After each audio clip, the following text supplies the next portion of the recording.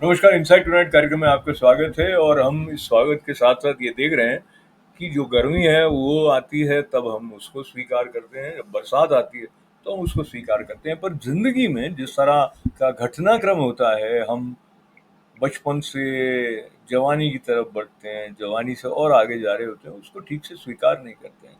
तो ये जो accepting life as it is विषय को लेकर हम अलग-अलग आयाम जो जीवन के हैं, उन पर चर्चा करेंगे और बातचीत करने के लिए हमारे मित्र, कवि और चिंतक प्रेम तन्मय जी जुड़ रहे हैं। प्रेम जी, आपका स्वागत है। नमस्कार। तो कुछ घटनाक्रम ऐसे होते हैं प्रेम जी, जब हम बाध्य हो जाते हैं कि ये देखें हम चल कैसे रहे हैं, हम अपने मूल से कहीं बहुत दूर भटक तो नहीं गए हैं। उस क्रम में मुझे लगता है प्रधानमंत्री नरेंद्र मोदी भी समय-समय पर अपने हिसाब से याद दिलाते रहते हैं। हाल ही में मन की बात में उन्होंने जो चर्चा की थी, तो मुझे बड़ा पहले पता नहीं था कि तगड़े रहो है क्या चीज़, पर फिर पता चला जो पुराने समय में भारत में जिस तरह से व्यायाम होता था, वो स्टार्टअप उसको लेके चल रहा है। तो बात वहीं से शुरू करते हैं। जो मनुष्य का जीवन कम सुविधाओं के साथ था और अब बहुत सारी सुविधाओं के साथ है, क्या मोटा-मोटी अंतर आप इसमें देखते हैं स्वास्थ्य की दृष्टि से? देखिए, हम लोगों ने अपने ज़िंदगी को इतना अप्राकृतिक कर दिया है कि नेचर हमसे दूर भाग रही है और हम नेचर से दूर भाग रहे हैं। अब कुल मिलाकर के अगर मैं ये कहूँ कि हमारे जीवन में जो एक दिनचर्या होती थी, वो दिनचर्या है ही नहीं किसी की। हुँ, एक दिनचर्या है, एक नित्य क्रम है, जिसको हम लोग कहते हैं कि यार ये मैंने अपना डेली प्रोग्राम बना रखा है, कितने बजे उठना है, उसके बाद ये करना है, उसके बाद ये करना है। इसमें से व्यायाम निकल गया। और व्यायाम के लिए जो हमारी अखाड़ा परंपरा थी, जिसमें जी, जिसमें मुद्दल थे घुमाने के लिए, और ये जो ये एक एक हमारा यूथ हमेशा ये सोचता था कि मेरी बॉडी को मजबूत और सुदृढ़ रखना है। जी, उसकी जगह जिम परंपरा आ गई और जिम के अंदर इतने तरह के एपरेटस लगा दिए गए, वो आपको फिर वहाँ पर एक वो प्रोडक्ट वाले भी आ जाते हैं जो फिर आपको ये कहते हैं कि आप ये प्रोटीन प्रोडक्ट ले लीजिए और ये इस तरीके के, ये आपके मसल को फुला देंगे और आपकी ऐसी बॉडी को शेप दे देंगे। अब जो जो हम इस वक़्त देख रहे हैं अगर, जी, तो मैं ये कहूँ कि हमारी पारंपरिक तरीका है, जिसमें मल्लखंब है, जिसमें मुगदर है, जिसमें गदा है, इनके द्वारा किए गए व्यायाम हैं, और इसमें एक मिट्टी है जिसके अंदर हम लोग खड़े हैं।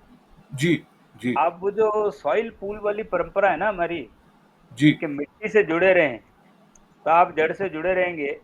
मिट्टी में खुद में अपनी एक एक तासीर होती है व्यक्ति को स्वस्थ रखने की। जी, जी, तो ये उससे छूट रहे, तगड़ा रहो एक नया स्टार्टअप है, आप देख रहे होंगे कर्नाटका में ही है ये। जी, जी, और हाँ, मैं कर्नाटका के बेंगलोर शहर से ही हूँ इस जी, वक्त। जी, तो मुझे यहाँ लगता है कि यहाँ पर लोगों की विचारधारा में एक बड़ा परिवर्तन आया है कि वे अब नेचर की तरफ बढ़ने का प्रयत्न कर रहे हैं। जी, जी, और जैसे कि आपने ये कहा कि अभी जो जो मोदी जी ने कहा तगड़े रहो। हाँ, अब तगड़े रहो, तगड़ा हमारा एक अपन अपन एक खाते पीते बच्चे को कहते हैं कि यार थोड़ा तगड़ा हो जाए यार, क्या तो ऐसा दुबला पतला सही सा बात बना है। है। हाँ, उसी टर्म को काम में लेते हुए, मतलब जो अपनी सी लगे, हाँ, हाँ, हाँ। तो तो ये ये तगड़ी अपनी सी लगे वाली टर्म है। बिल्कुल, तो ये तगड़ी बात को लेकर हम ऐसे क्षेत्र में प्रवेश करते हैं, जहाँ व्यायाम से थोड़ा और आगे जाते हैं, अपने को स्वीकार करने की दृष्टि से। जैसे कि हम बात कर रहे हैं accepting life as it is, तो एक तो हुँ, जैसे जो आप बता रहे थे कि व्यायाम बाहर चला गया, तो व्यायाम वापस आना ज़रूरी है क्योंकि शरीर की माँग है कि व्यायाम होना ही चाहिए। पर हम बिल्कुल। अपने हिसाब से चलते हैं। लेकिन दूसरी बात ये है कि जिस तरह से प्रकृति हमको अब जैसे आपके तो बाल पूरे सफ़ेद सफ़ेद दिख रहे हैं। मेरे थोड़े बहुत जो काले हैं उसमें मैंने उछल किया हुआ है, मतलब डाई हेयर करके और ऐसे रखा हुआ है। फिर भी थोड़े-थोड़े वापस आने लगे हैं सफ़ेद। बहरहाल कई लोग ऐसा होते हैं जो कि उम्र के बढ़ने को छुपाते रहना चले जाते हैं और विशेष करके महिलाओं में भी ये बात। और अभी एक बहुत सबको चौंका देने वाली घटना हुई। 42 वर्ष की वो शेफाली जरीवाला जी, जो कि वो अपने हाँ, कांटा खड़े प्यारा गले सो गाने से भगवन। बहुत प्रसिद्ध हो गई थी और ऐसा बाद में सुनने में आता है, जो मुझे ठीक से डिटेल पता नहीं है, पर कहीं वो भी कहीं एंटी एजिंग की कुछ दवाइयाँ ले रही थी, उसका भी शायद ये अलग तरह का असर हो गया है ऐसा। इस जो इसके संबंध में आप तक जो जानकारी आई है, उसको जोड़ते हुए आप ये बताएं कि ये जो एक हमारा मनोवैज्ञानिक दबाव हो गया है, चाहे पुरुष या स्त्री, वो चाहते हैं कि वे अपनी उम्र को तो छुपा के ही रखें, ऑफकोर्स स्त्रियों में थोड़ा ज्यादा। जी। हाँ, तो अशोक जी, इस विषय में मेरा तो ये मानना है कि हमें स्वीकार करते रहना चाहिए। हम बच्चे को जल्दी से बड़ा होता तो देखना पसंद करते हैं,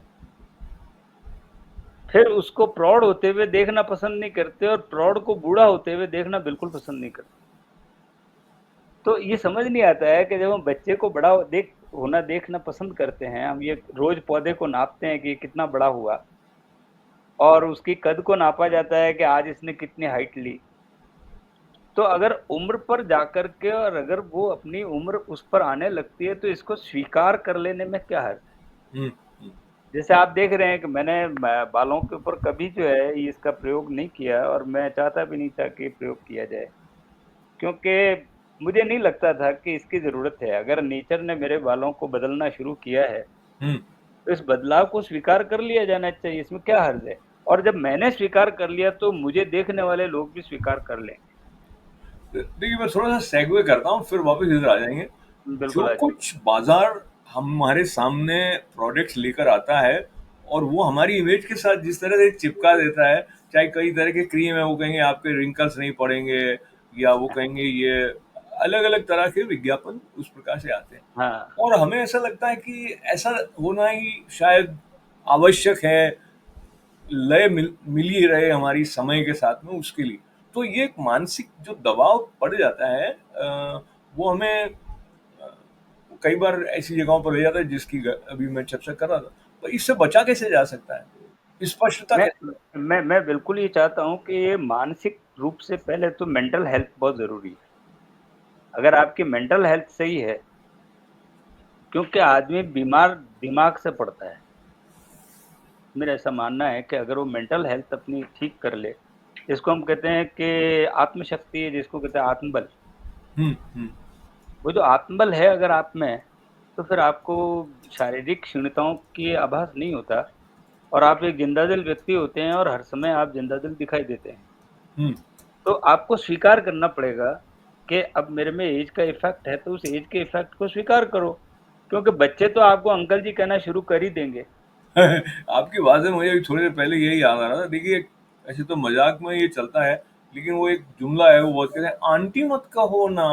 तो लोग मजाक मजाक में कहते रहते हैं उसको, हाँ, लेकिन मुख्य बात यही है कि वो अपनी आयु को स्वीकार नहीं करना चाहते हैं। बस वो स्वीकार करना चाहते नहीं हैं। और मैं ये कह रहा हूँ कि आप अपनी उम्र को स्वीकार कर लें अगर, तो उसके बाद में आप में दिखावा नाम की चीज़ नहीं रहेगी। अब आपके आप अगर एक बार बालों को करते हैं, तो फिर वो थोड़े से भी दिखाई देंगे, तो आपके दिमाग में ये रहेगा, मैं बाहर कैसे जाऊँ? मुझे तो अपने ये सब ठीक करना है। तो मेरा ऐसा सोचना है कि यदि व्यक्ति ये बात स्वीकार कर ले, और फिर हमारा मार्केट इसके लिए तैयार बैठा है आपको जवान दिखाने के लिए, बिल्कुल। उनको अपने प्रोडक्ट बेचने हैं, हम्म। और उसके अंदर हमारा यूथ उनके झांसे में आ जाता है जी। एक्चुअली। और जैसे अब जिम है जाना, अब जिम में क्या है, जिम में सारी चीज़ें ऐसी लगी हुई हैं जो कि आपको नेचर से जोड़ती नहीं है, बल्कि नेचर से काटती है। हम्म। आपके पास में एक तो है, आप अखाड़े में हैं, हम्म। या आप खुले मैदान में हैं, जहाँ हम्म। मिट्टी है, और उसके बीच में ही आप अपने सारे कार्यक्रम कर रहे हैं, जैसे वॉक कर रहे हैं, योगा कर रहे हैं, आपके नित्य क्रम में बातचीत है, सब चीज़ें एक साथ हो रही है। हम्म। वहाँ पर वो एक म्यूज़िक लगा हुआ है, और उस म्यूज़िक के ऊपर आप जो नाच रहे हैं, या आप जैसे वो ट्रेडमिल कर रहे हैं। आप ट्रेडमिल करो और पैदल चलो, बात तो एक ही है ना।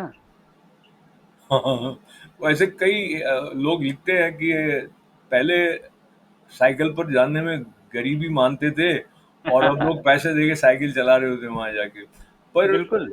पर ये नेचर के साथ जुड़े रहने वाली जो बात है, उसको हम दोनों तीनों तरह से, दोनों तीनों मैं ऐसे कह रहा हूँ कि और भी तरह हो सकते हैं। एक तो तरीका ये है कि हम जो प्राकृतिक रूप से है, अगर हम नेचर के साथ ही रहते हैं, तो हम झोपड़ी के नीचे नहीं, पेड़ों के नीचे ही रह रहे होते। पर वहां से देखिए जो मानव की विकास यात्रा है, जिसको हम सभ्य ढंग से जीना मानते हैं, उसमें हमने हमेशा प्रकृति ने जैसा दिया, हमने सोचा इसको अपनी सुविधा के अनुरूप कैसे ढाल दे। तो उसको हमने मानव की जय यात्रा के रूप में लिया है। अब हम जो बात कर रहे हैं उसमें ऐसा लग रहा है कि ये जय यात्रा कहीं कहीं हमारी पराजय की तरफ तो नहीं हो रही है। तो संतुलन कैसे आए, मुख्य मुझे लगता है ये मुद्दा है। अशोक जी, एक विकास जो है ना, इसको कहते हैं रिट्रोग्रेसिव मेटामॉर्फोसिस। रिट्रोग्रेसिव मेटामॉर्फोसिस का मतलब होता है पीछे की तरफ विकास, उल्टी दिशा में विकास। आपको पता है एक जमाने में हम छोटे से बड़े होने को मानते थे विकास, है ना? पौधा छोटे से बड़ा होता है तो हम कहते हैं विकास है। हम जो है छोटे जीव से बड़ा जीव बन रहा है, वो विकास है। लेकिन नेचर ने इस बात को समझ लिया कि विकास नहीं है। हम्म। अगर वो ये मानता तो हमारे हमारे जिंदगी से डायनासोर खत्म नहीं होते। हमारी जिंदगी से जितने बड़े जीव हैं, जैसे व्हेल मछली है, ये सब धीरे धीरे खत्म हो रही हैं। और प्रिमिटिव एनिमल को सबसे विकसित जीव माना जा रहा है, जिसको हम वायरस कहते हैं या बैक्टीरिया कहते हैं। वो सबसे विकसित जीव है, जो कि बिना माइक्रोस्कोप के दिखाई भी नहीं देता। वो सबसे विकसित जीव है। अब हम विकास को अगर ये माने कि हम वो पहले वाले विकास को माने कि हमारे में बहुत सारा बल है, बहुत सारी ताकत है, हमें अपनी ताकत एक व्यक्ति को स्वस्थ होने तक की ही ताकत को सीमित रखना है। हम्म। हमें ये यूं बलिष्ठ और ये ऐसे ये दिखाने की जरूरत नहीं है। हम एक स्वस्थ मनुष्य की तरह रहे, ये तो ये स्वस्थ, नेचर के साथ हुआ जा सकता है। क्योंकि आप वैकल्पिक जो चिकित्सा की पद्धतियां हैं उनके साथ भी जुड़े रहे हुए हैं, तो स्वस्थ शब्द को लेके थोड़ा हम प्रकृति की तरफ चलते हैं। एक इसका व्युत्पत्ति जो शब्द की है, स्व में स्थित होने के साथ जुड़ा हुआ है। तो स्व में स्थित होना क्या है, वो न तो हमारी शिक्षा पद्धति से हम समझ पाते हैं, न अपने परिवेश से समझ पाते हैं, बल्कि ये स्थिति आती ही नहीं है और मनुष्य अपनी देह छोड़कर चला जाता है। तो थोड़ा सा आपके साथ में, चूंकि आप अल्टरनेटिव थेरेपी के साथ जुड़े रहे हैं, आप कई आपके मरीज रहे हैं जिनको आपने वैकल्पिक जो चिकित्सा पद्धति है उससे ठीक किया है, तो आप बताएं स्व में स्थित होने के पीछे के साथ साथ जैसे हम भारत की दृष्टि को लेकर चलते हैं तो उसमें दर्शन भी आ जाता है। तो दर्शन हमने जीवन को कैसे अपनाया है, उसका स्वास्थ्य के साथ सीधा संबंध है। बिल्कुल है ना। देखिए, जितना विचारों में आपके बिखराव होगा, जितना आप अल्प सोची होंगे, अल्प सोची का मतलब आप थोड़ा सोचेंगे और विषय बदल जाएगा, फिर सोचेंगे विषय बदल जाएगा। आप स्थिर प्रज्ञ नहीं है, हम्म। स्थिर बुद्धि जिसको हम कहते हैं। तो मेडिटेशन हमारे पास में सबसे बड़ा ध्यान मग्न होने का एक तरीका है। आज मेडिटेशन को विश्व ने अपना लिया है। हम्म। और जितने ज्यादा मानसिक रोगी आज के जमाने में हैं, एक स्वस्थ मनुष्य भी मानसिक रोगी है अगर उनको परसेंटेज देखा जाए तो। क्योंकि वो सोचते सोचते कुछ सोच रहा होता है, उसका दिमाग स्थिर नहीं होता। तो आप सोचिए कि यदि हम अपने लाइफ को ध्यान से शुरू करके, जैसे ध्यान मग्न होना है या मेडिटेशन करना है, अब आप अगर मेडिटेशन कहेंगे तो कहेंगे ये तो आध्यात्म है। हम्म। अब आध्यात्म भी तो मेंटल हेल्थ के लिए ही है ना। देखिए आपकी बात से मैं थोड़ा सा, आध्यात्म आपने कहा, मुझे जब आप बात कर रहे थे तो भगवत गीता में ऐसे आता है कि अशांतस्य कुतः सुखम। तो जो स्थिर नहीं है वो अशांति अशांत है, तो उसके लिए अगर बहुत सारी सुविधाएं हैं तो भी सुख नहीं उसको मिल पाएगा। इसलिए जो हाँ, बात आप कह रहे हैं वो बहुत ही महत्वपूर्ण है कि हमारी जो स्थिरता न रहना भी व्यग्रता को बढ़ाता है, चिंता को बढ़ाता है और कार्य की कुशलता को कम करता है। लेकिन बिल्कुल। जो अब हम उसी ट्रैक पे चले जाएंगे कि हमने जिस तरह की वस्तुएं अपने आसपास खड़ी कर दी हैं, उसमें जो अब जो पीढ़ी आ रही है उनके लिए ये स्थिरता को प्राप्त करना पहले से और अधिक मुश्किल होगा ऐसा लगता है, क्योंकि इतने सारे बिल्कुल। डिस्ट्रैक्शंस हैं।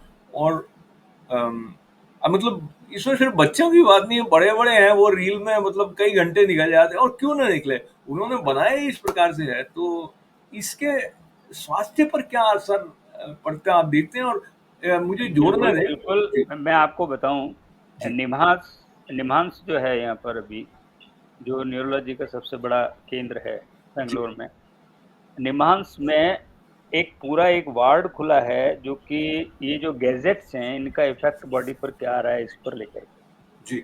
बच्चे पगला गए हैं, एक तरीके से मानसिक रोगी हो गए हैं, उसको लेकर के एडिक्ट हो गए हैं। आप 5 मिनट एक जगह पर स्थिर नहीं, जब जैसे पहले हम ये कहते थे टीवी आया है तो हम चैनल बदलते रहते, अब हम रील बदलते रहते हैं। हम बैठे अच्छा, बैठे एक हमारा एक और प्रेम जी, एक और बात है, आप अगर टीवी में कुछ देख रहे होंगे ना, तो भी साथ में लैपटॉप पे या फ़ोन पे कुछ न कुछ करते रहेंगे। हाँ, मतलब इतने सारे एंटीना हमारे अलग-अलग दिशाओं में जा रहा है मन। मैं यही कह रहा हूँ कि बच्चा अब कुछ न कुछ जो है वो उसको एकांत और ऐसा नहीं चाहिए, उसको शोर-शराबा चाहिए। हुँ, हुँ। वो पढ़ने के लिए चाहे म्यूज़िक लगाएगा, नहीं तो वो बीच में कुछ न कुछ देखता रहेगा, कुछ इधर कुछ चल रहा है, इधर कुछ चल रहा है। तो ये एक, मैं तो इसको मानसिक क्लेश ही कहूँगा एक तरीके से, ये मेंटल मेंटल डिजीज़ है कि आप एक जगह स्थिर नहीं हो पाते। तो मैं ये कहता हूँ आपके पास प्रलोभन बहुत हैं, तो आप हुँ, प्रलोभन में ना आएँ, हुँ, और प्रलोभन में अगर आते हैं, तो आपके पास में तो दुनिया भर की चीज़ें हैं प्रलोभन के लिए तो। हुँ। और आप देखिए प्रोडक्ट बेचना है उनको, पहले हम लिस्ट बना करके जाते थे और वो चीज़ें खरीद के लाते थे। अब वहाँ जाकर के हम देख-देख करके चीज़ों को उठाते हैं। एक एग्ज़िबिशन जिसको प्रदर्शनी कहते हैं। पहले सारा सामान अंदर रखा होता था, बाहर बाहर कुछ दिखाई नहीं दे रहा होता था। लेकिन आज के ज़माने में तो सब प्रदर्शन है, आप मॉल में जाइए तो सब चीज़ें रखी हुई है, बिल्कुल प्रदर्शित हो रही हैं। तो आप जो चीज़ नहीं चाहिए वो भी उठा लेते हैं। देखिए, ये प्रलोभन है ना? जी प्रेम जी, प्रलोभन की जो बात है वो सिर्फ शोरूम या मॉल्स तक नहीं होकर के जो आप सोशल मीडिया में देखते हैं, तो क्लिक हुँ, बेट एक शब्द आजकल चलता है कि वो इस तरह के एकदम आकर्षित करने वाले टाइटल बना देते हैं, वैसी तस्वीरें बना देते हैं, अंदर कुछ भी माल हो तो, लेकिन लोग वहाँ पहुँच जाएँ, ये है।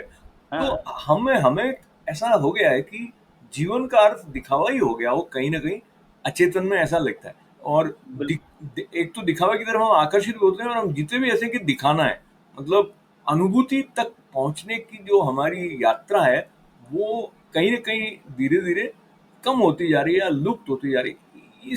इसको रिवर्स किया जा सकता है क्या, या एक्सेप्टिंग लाइफ एज़ इट मैं इज़? कह रहा हूँ अगर आप मन से तैयार हो जाएँ तो रिवर्स किया जा सकता है। हुँ, हुँ, आप सोचें मुझे क्या? अगर एक थॉट आपके दिमाग में आ जाए, कोई मेरे बारे में क्या सोचता है मुझे क्या? मैं क्या पहनता हूँ, कैसे जा रहा हूँ, अगर लोग देख कर के क्या कहेंगे, ये अगर मेरे थॉट दिमाग में आता है कि मैं जैसे जैसे कंफर्टेबल फ़ील करता हूँ, मैं वैसे रहूँगा। अगर अब मेरे को औपचारिक रूप से बैठना है और वो मैं जिसमें कंफर्ट नहीं हूँ, उस ज़ोन में बैठना है, तो मैं बहुत ज़्यादा देर तक बैठ नहीं पाऊँगा, तो मैं कंफर्टेबल नहीं रहूँगा आपके साथ। हुँ, तो आप वैसा, अगर आप अपने आप को तैयार कर लेते हैं, और मैं ये मानता हूँ कि हमें क्या ज़रूरत है यार कि कोई हमारे से बात करेगा या नहीं करेगा। अगर वो हमें पसंद करेगा तो करेगा, नहीं करना है तो नहीं करेगा। हुँ, हुँ, हमें क्यों इम्प्रेस करना है किसी को ज़बरदस्ती? हुँ, लेकिन प्रोफ़ेशनलिज़्म क्या कहता है? हमारा जो प्रोफ़ेशनलिज़्म है वो आपको सिखाता है कि हुँ, आपको कैसे कपड़े पहनने हैं, आपको कैसे बाल रखने हैं, आपको कैसे बाहर दिखना है, आपको कैसे प्रेज़ेंटेबल बनना है। तो जब आपको प्रेज़ेंटेबल बनना है तो फिर दूसरे के लिए, हुँ, वो खुद के लिए नहीं। हुँ, तो जिसको हम कहते हैं स्वांतः सुखाय, अगर हम अपने प्रसन्नता के लिए कुछ कर रहे हैं, हम खाएँ भी अपने पसंद का, देखें भी अपने पसंद का, खाएँ दे और रहें भी अपने पसंद से, पहने भी अपने पसंद से, तो ज़्यादा बेहतर होगा किसी दूसरे को दिखाने की बजाय।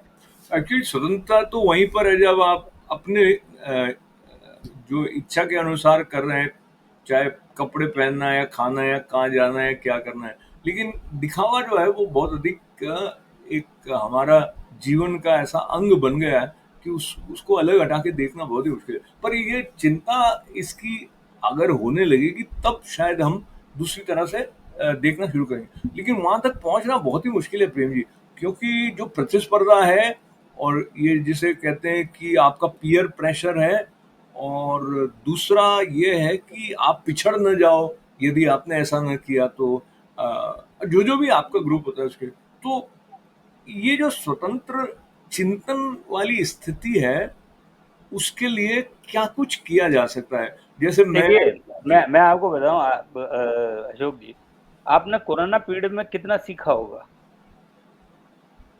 एक काफ़ी। ऐसा पीरियड कोरोना का आया था, जी। जिस समय व्यक्ति को ये पता लगा कि कपड़ों का कोई मूल्य नहीं है, आप घर में बैठे हैं। हुँ। तो लोग सामान्य जीवन की तरह जीने लगे थे और सामान्य जीवन खाने-पीने लगे थे। उनको ये भी डर नहीं था कि कोई घर आने वाला है, तो घर को व्यवस्थित रखो। सारे प्रेशर खत्म हो गए थे आपके। और और ऐसा भी आपको क्या बनाना है, क्या खाना है, वो आपको बनाना है, आपको खाना है, न तो कोई बाहर से आना है और ना आपकी किसी बाहर के व्यक्तित्व बाहर की चीज़ों का कोई आप पे प्रभाव आने वाला है। तो आप कितने रिलैक्स फ़ील कर रहे थे उस समय। ये जितनी बाद में आपके पास में जितने ये मैं कह रहा हूँ ना, ये जो प्रेशर जो बिल्ड करते हैं ना हम लोग, एक तो इसमें हमारा जो एकांतवास, हम जितने एकाकी जीव हो रहे हैं ना अपने आप को, के नॉन एडजस्टिंग आदमी, इसको हम कहते हैं यार मुझे तो ये सूट नहीं करता, मैं इसके साथ नहीं बैठूंगा। ये जो संयुक्त परिवार प्रथा थी, इसके अंदर आप एडजस्ट करना सीख रहे थे, तो आप नेचर के साथ भी एडजस्ट करना सीखते हैं। आपको कोई कहता है जाओ जाके सब्जी लेकर के आओ, तो आपको प्रेशर में जाए चाहे कैसे ही जाए, आपको जाकर के लेके आना होता था। हुँ, अब हुँ। आपके ऊपर कोई प्रेशर नहीं है, आप इसलिए इस इंटरफेरेंस को हम बर्दाश्त नहीं कर सकते, तो हम अनुशासनहीन होते चले जा रहे। हमारे ऊपर कोई अनुशासन नहीं रह गया। हम एकाकी जीवन में जिएंगे तो हमारे ऊपर किसी तरीके का कोई जीवन का दबाव नहीं होगा। हम जैसे चाहें वैसे बैठें, चाहे जैसे उठें, चाहे जैसे करें। लेकिन उसमें भी हमको स्वाधीन अपने नियम अपने अधीन तो होना ही पड़ेगा। आपको अपनी दिनचर्या तो बनानी ही पड़ेगी। हुँ। तो ये अगर आप नहीं विषय बनाएँगे इ तो इस ठीक इस नहीं है। विषय की बहुत सारी शाखाएँ हैं प्रिंसिपल, लेकिन एक बात और मैं जोड़ना चाहता हूँ अभी। और इस हुँ, तरह की स्थितियाँ आ गई हैं, जिसमें बच्चे अपनी स्वतंत्रता, जिसको वो स्वतंत्रता मानते हैं, उसको बचाए रखने के लिए, चाहे युवतियाँ हैं या युवक हैं, वो विवाह के उत्तरदायित्व के वहन करने के लिए अपने को प्रस्तुत नहीं करते हैं। एक तो ये नहीं, स्थिति नहीं, रहती है बिल्कुल और ये नहीं। बहुत सारे माता-पिता इस बात को देख रहे हैं। और लेकिन अगर हम जब accepting life as it is में कहें, तो भाई ये जीवन का प्रोग्रेशन है कि एक समय में आके आप जीवन साथी के साथ रहो और जो भी उसके साथ के सीखने का क्रम है, जिसमें आनंद भी है इत्यादि। एक और अवस्था में उसका उल्लेख करके फिर आपका रिस्पॉन्स चाहूँगा। दूसरा, हमारे यहाँ पारंपरिक रूप से ये माना जाता है कि विवाह वंश वृद्धि के लिए है।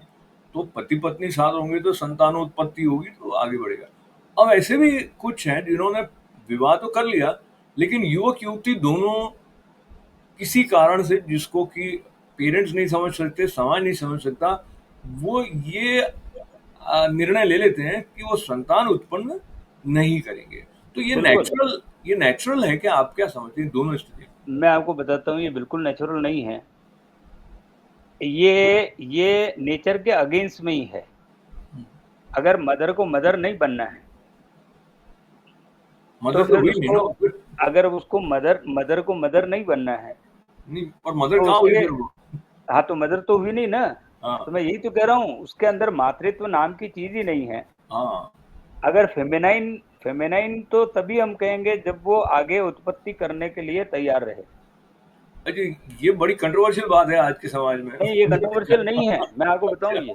ये कंट्रोवर्शियल नहीं है, क्योंकि जी। नेचर ने ये नहीं कहा है कि आप एक जोड़ी बनाएँ, हुँ, लेकिन नेचर ने ये ज़रूर कहा है कि आप संतान उत्पत्ति करें। दुनिया का कोई जीव-जंतु, कोई प्राणी, कोई पेड़-पौधा ऐसा नहीं है, जो नेचर इसको शेल्टर नहीं देती हो कि वंश वृद्धि के लिए, या नेचर अपने को जीवित रखना चाहती है। हुँ। एक्चुअली उसका कोई आप पर दबाव नहीं है कि आप संतान पैदा करें, ऐसा नहीं है। लेकिन मेरे पास में ऐसे बहुत कपल हैं जिनको मैं जानता हूँ, जो कि शादी के बाद में वो बिल्कुल संतान चाहते नहीं हैं। अच्छा। लेकिन वो ये ज़रूर चाहते हैं, उनको ये लगता है कि मेंसेस नहीं होना एक बीमारी है, क्या नहीं होना? मासिक मासिक धर्म। अच्छा, हाँ। हुँ। ये मेंसेस ना होना एक बीमारी है, ऐसा वो मानते हैं। सभी महिलाएँ, लड़कियाँ मानती हैं। लेकिन इसका मूल कारण तो संतान उत्पत्ति है ना, नेचर ने तो संतान के लिए एक एग तैयार किया है। अब वो अगर एग न बने, तो एग न बनना तो बीमारी है, वो ये हुँ, मान रही है। हुँ, हुँ, उसमें जितने हार्मोन्स हैं, वो सब उसको फेमिनाइन बनाने के लिए है। हुँ, हुँ। लेकिन वो चाहती नहीं है, वो तो ये चाहती है कि मैं माँ ना बनूँ, तो ना बनूँ तो फिर उसमें पुरुषत्व आने लगता है, तो वो क्या होगा, उसका सारा नेचर बदल जाएगा, तो तो उसमें समय एंगर आ ये जाएगा। अब ये जितने क्राइम हो रहे हैं ना, हुँ, आप अगर इसको क्राइम से जोड़ें, तो आपको पता लगेगा वो कंस्ट्रक्टिव नहीं होकर के डिस्ट्रक्टिव होती जा रही है। तो ये जो नेचर में चेंज आया है उसका, वो प्रकृति के विरुद्ध होने से आया है। हुँ।